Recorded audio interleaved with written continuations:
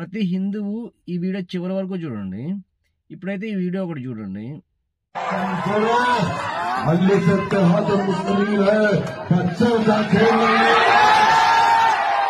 जब हमारे पे आएगी ना इंशाल्लाह गली गली कम पड़ेगी इंशाल्लाह।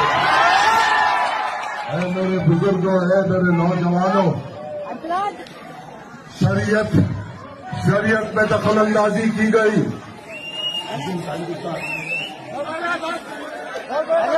చూసారు కదా వాడేం వాగుతున్నాడో. అంటే ఎందుకు మన హిందువులో యూనిటీ ఉండాలి, ఎందుకు మనకున్న ఈ ఒక్క దేశాన్ని మనం కాపాడుకోవాలి. రేపొద్దున మనం మైనార్టీస్ అయితే మనం బయటకు వెళ్ళడానికి మనం ఎక్కడైనా సరే పోనీ తలదాచుకుందాము, వేరే దేశం మీద బతుకుదామంటే మన చుట్టూ ఉన్న దేశాలన్నీ హిందూ దేశాలు ఏమున్నాయి. ఒక్కసారి సెక్యులరిజం అని కొట్టుకొని చచ్చే ఎదవల్ల ఒక్కసారి చూడండి వాళ్ళు ఏం మాట్లాడుతున్నారు. ఒక్క హిందువు అయినా ఇలా మాట్లాడా ఇప్పటి వరకు? అరే హిందువులకు ఓటేయండి, యూనిటీగా ఉండండి అని చెప్తే వాడు మతం మాది అవుతాడు, వాడు మతాన్ని రెచ్చగొట్టేవాడు అవుతాడు. వీళ్ళు మాత్రం ఇలా 15 నిమిషాలు టైం ఇస్తే హిందువులు ఎవరు ఉండనివ్వము, బతకనివ్వము అని చెప్పేసి ఇష్టం వచ్చినట్టు మాట్లాడతారు. ఇప్పుడు మాట్లాడిన వ్యక్తి ఎవరో తెలుసా? నాంపల్లి ఎమ్మెల్యే. హిందువులందరూ యూనిటీగా ఉండాలి, తెలుసుకోవాలి అసలు ఏం జరుగుతుంది మన దేశంలో, ఏం జరగబోతుంది ఫ్యూచర్లో అని. మనకి ఇండిపెండెన్స్ వచ్చినప్పుడు మన పర్సంటేజ్ ఎంత, ఇప్పుడు మన పర్సంటేజ్ ఎంత.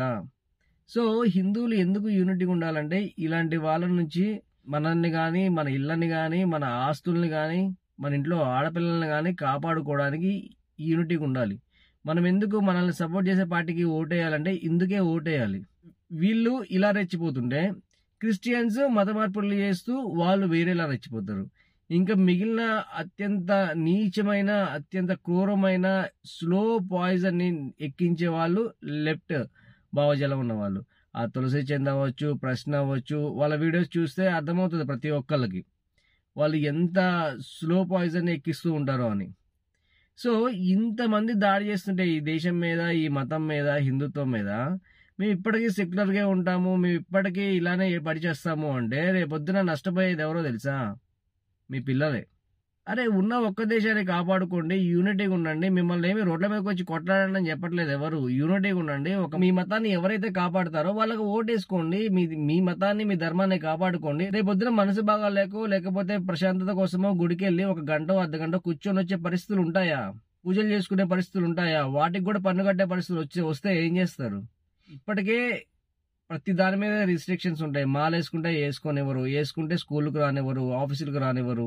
వినాయక చవితి వస్తే అక్కడ రిస్ట్రిక్షన్స్ ఉంటాయి, అక్కడ ఆంక్షలు ఉంటాయి. హిందువులకు సంబంధించిన పండుగలు కానీ, హిందువులకు సంబంధించిన దేవుళ్ళను కానీ, హిందూ మతాన్ని కానీ, ఈ దేశమే హిందూ దేశము. అలాంటిది ఇది సెక్యులర్ కంట్రీ అని కొంతమంది, ముస్లిమ్స్ ఏమో వాళ్ళ జనాభాను పెంచుకొని ఎప్పటికైనా ఈ దేశాన్ని వాళ్ళు పాలించాలని వాళ్ళ కోరిక, క్రిస్టియన్స్ ఏమో వాళ్ళ మతాన్ని వాళ్ళు పెంచుకోవాలని వాళ్ళ కోరిక, ఈ కమ్యూనిస్టులు ఏమో ఈ హిందుత్వం అనేది ఉండకూడదు, ఈ దేశానికి హిందుత్వ ప్రమాదం అని కొంతమంది ఏడుస్తూ ఉంటారు. ఇంతమంది దాడులు చేస్తుంటే ఇంకా సెక్యులరిజం అని కొట్టు చచ్చే వాళ్ళు మారరా? ఇంకా నేను ఒకటే చెప్తా, మనకి హిందువులకు ఉన్నది ఒకటే దేశము, ఈ దేశాన్ని మనం కాపాడుకుందాము, మన మతాన్ని, మన ధర్మాన్ని కాపాడే వాళ్ళకి ఓటేసుకుందామనే చెప్తా. ఈ ఒక్క పదమే చాలా మందికి నచ్చదు. నా కామెంట్ సెక్షన్ లో కొంతమంది వచ్చి కామెంట్ చేస్తారు, నువ్వు అడ్వకేట్ అయ్యింది ఇలా మాట్లాడొచ్చా అని. అరే నా ధర్మాన్ని నేను కాపాడుకోండి, నా మతాన్ని నేను కాపాడుకోవడంలో తప్పేముంది? ఇప్పటికైనా హిందువులు కలుదేరి చూడండి ఏం జరుగుతుందో. అసలు మన మతం ఏంటి, మన ధర్మం ఏంటి, మనల్ని ఎందుకు వీళ్ళు ఇన్ని విధాలుగా ఈ మతాన్ని ఎలా అయినా ఈ దేశం నుంచి ఉండకూడదు అని చెప్పేసి ఎంత ప్రయత్నం చేస్తున్నారు. వీళ్ళని ఎదుర్కొనే పరిస్థితులు ఏంటి, వీళ్ళని ఎలా ఎదుర్కోవాలి, ఎదుర్కొనే వాళ్ళకి మనం ఎలా సపోర్ట్ చేయాలి. సో ఇప్పటికైనా కొంచెం ధైర్యం తెచ్చుకోండి. మనం హిందువులము అంటే ధైర్యం తెచ్చుకోమంటే మనం ఏమీ వెళ్ళి యుద్ధాలు చేయక్కర్లేదు, కత్తులు తీసుకెళ్లి రోడ్ల మీద తిరగాల్సిన అవసరం లేదు. బలంగా మాట్లాడండి, బలంగా మాట్లాడే వాళ్ళకి సపోర్ట్ చేయండి. ఇది మా దేశము, హిందూ దేశము, మేము ఇంత హిందువులము, ఇది మెజారిటీ ఉన్నది, హిందువులు మెజారిటీ ఉన్న దేశం కాబట్టి హిందువుల పండుగలకు కానీ, హిందువుల మతానికి కానీ, హిందూ ధర్మానికి కానీ మర్యాద ఇవ్వండి అంతే. ఏం అడగట్లేదు, దూషించొద్దు, కించపరచొద్దు. 15 నిమిషాల్లో హిందువులు ఉన్నారు ఈ దేశంలో, లేకపోతే మేము గనక మా టైం వచ్చినప్పుడు ఈ గల్లీలు సరిపోవు. ఇలాంటి స్టేట్మెంట్ అందరూ ఇంత ధైర్యంగా వీళ్ళు ఇస్తున్నారంటే దేనికి ఇస్తున్నారు? 80% ఉన్నప్పుడే వీళ్ళు ఇంత ధైర్యంగా వీళ్ళు ఇంత స్టేట్మెంట్ ఇస్తే మరి హిందువులే మైనారిటీలు అయిపోతే ఇంకా వీళ్ళని ఆపేది ఎవరు? ఇప్పుడే ఈ స్టేట్మెంట్ మీద ఒక్కళ్ళు మాట్లాడరు.